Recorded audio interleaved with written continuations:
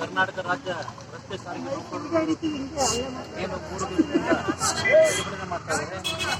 ಆ ಪ್ರತಿಭಟನೆ ಬೆಂಬಲವಾಗಿ ರಾಜ್ಯದಲ್ಲಿರುವ ಅನೇಕ ಕನ್ನಡ ಪರ ಸಂಘಟನೆ ಕೂಡ ಬೆಂಬಲ ವ್ಯಕ್ತಪಡಿಸಿದೆ. ನಾವು ವಾಟಾಳ್ ನಾಗರಾಜ್ ನೇತೃತ್ವದಲ್ಲಿರ್ತಕ್ಕಂಥ ಕನ್ನಡ ಪರ ಸಂಘಟನೆ ಒಕ್ಕೂಟ ಸಂಪೂರ್ಣವಾದ ಈ ನೌಕರರಿಗೆ ಬೆಂಬಲ ಕೊಟ್ಟಿದ್ದೇವೆ. ಮುಂದಿನ ದಿನಗಳಲ್ಲೂ ಕೂಡ ಈ ಹೋರಾಟ ನಿರಂತರವಾಗಿರ್ತದೆ ಅಂತ ಹೇಳ್ತಾ ಇದೆ.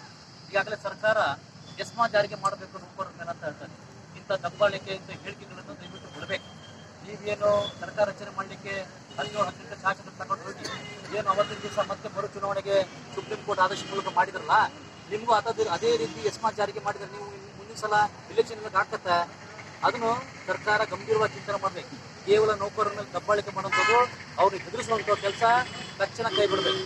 ಅವರ ಪರಿಸ್ಥಿತಿ ಎಲ್ಲಿ ಪಟ್ಟಿ ಬಂದಿದೆ ಅಂದರೆ 3 ತಿಂಗಳು ಅವ್ರಿಗೆ ಏನಿಲ್ಲ. ಸರ್ಕಾರ ಹೇಳ್ತದೆ ಈಗ ಏನಂತ, ನಾವು ಅವ್ರಿಗೆ 3 ತಿಂಗಳ ಏನು ಕೊಡಬೇಕಿತ್ತು ಪೇಮೆಂಟ್ ಕೊಟ್ಟಿದ್ದೇವೆ. ನೀನು ಜೇಬಿಂದ ಕೊಟ್ಟಿಲ್ಲ, ಸರ್ಕಾರದ ನಾವೇನು ತೆರಿಗೆ ಹಣ ಕಟ್ಟಿದ್ದೇವೆ ಆ ಹಣ ಸುಮ್ಮನೆ ಬೇಕಂತೇಳಿ ಮಾತಾಡೋದಂತಾಗಲಿ ನಾನು ಅವ್ನು ಕರೆಯಲ್ಲ ಇವ್ರು ಕರೆಯಲ್ಲ ಹೇಳಿಕೆ ಭಾಳ ಬಿಗಿಡ್ಕೋಬೇಕು. ನಿನ್ನ ಜಿಲ್ಲಾ ಕ್ಷೇತ್ರದಲ್ಲಿ ಒಂದು ಬಸ್ ಓಡಾಡ್ತಾ ಇಲ್ಲ. ಇವತ್ತು ಸಾರ್ವಜನಿಕರು ಲಕ್ಷಾಂತರ ಜನರು ಎಂತ ಪರಿಸ್ಥಿತಿಗಳನ್ನು ಅರ್ಥ ಮಾಡ್ಕೋಬೇಕು. ಇಲ್ಲ ಜಿಲ್ಲಾ ಕ್ಷೇತ್ರದಲ್ಲಿ ರಾಜ್ಯದ ಬಿಡು, ಈಗ ರಾಜ್ಯದಲ್ಲಿ ಮಾತಾಡ್ಬೇಕಾದ್ರೆ ಅಂತ ಗಟ್ಟಿ ಮೇಧಾವಿಯನ್ನು ಗೋಡೆ ಚಂದ್ರಶೇಖರ್ ಕರ್ಕೋಬೇಕು, ಮೀಟಿಂಗ್ ಮಾಡ್ಬೇಕು ತಾವು. ಯಾಕೆ ಅಂತ ಅನ್ಕೊಂಡ್ರೆ ಹೆದರಿಕೆ ನಿಮಗೆ. ಅಂತ ರೈತ ಹೋರಾಟಗಾರರನ್ನ ಕನ್ನಡಪರ ಹೋರಾಟಗಾರರನ್ನ ವಿಧಾನಸಭಾ ಸಮ್ಮೇಳನ ಕರಲಿಕ್ಕೆ ಹೆದರಿಕೆ. ಅಂತ ಹೆದರಿಕೆಗೆ ಇದ್ದಕ್ಕೆ ನೀವು ಬರ್ಬೇಕು ಅವ್ರ ಹತ್ರ. ಹಾಗಾಗಿ 2 ದಿವಸ ಹೋರಾಟ ಗಟ್ಟಿಯಾಗಿದೆ. ಇದು 3ನೇ ದಿವಸ ಹೋರಾಟ. ಗಾಂಧಿಯವರ ಪ್ರತಿಮೆ ಇಟ್ಕೊಂಡು ಇವತ್ತು ಧರಣಿ ಸತ್ಯಾಗ್ರಹ ನಿಂತಿದ್ದಾರೆ. ಇನ್ನು ಮುಂದೆ ಕೂಡ ನಿರಂತರವಾದ ಧರಣಿ ನಡೀತದೆ.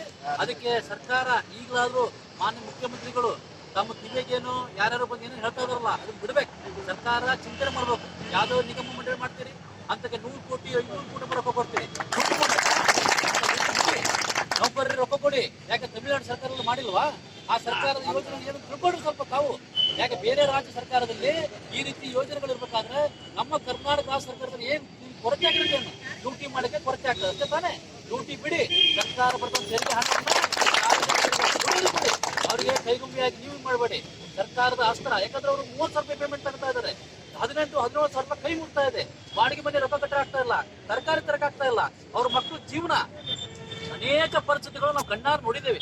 ಹಾಗಾಗಿ ದಯವಿಟ್ಟು ಈಗಲಾದ್ರೂ ಸರ್ಕಾರ ಚಿಂತನೆ ಮಾಡಬೇಕು. ಸಾರಿಗೆ ನೌಕರರು ಏನು ಬೇಡಿಕೆ ಇಟ್ಟಿದ್ದಾರೆ ಸಂಪೂರ್ಣ ಒಪ್ಕೋಬೇಕಂತೇಳಿ ಸ್ವಾಭಿಮಾನಿ ಕರ್ನಾಟಕ ಕ್ಷೇತ್ರದಿಂದ ಒತ್ತಾಯ ಮಾಡ್ತಾ ಇದ್ದೇವೆ.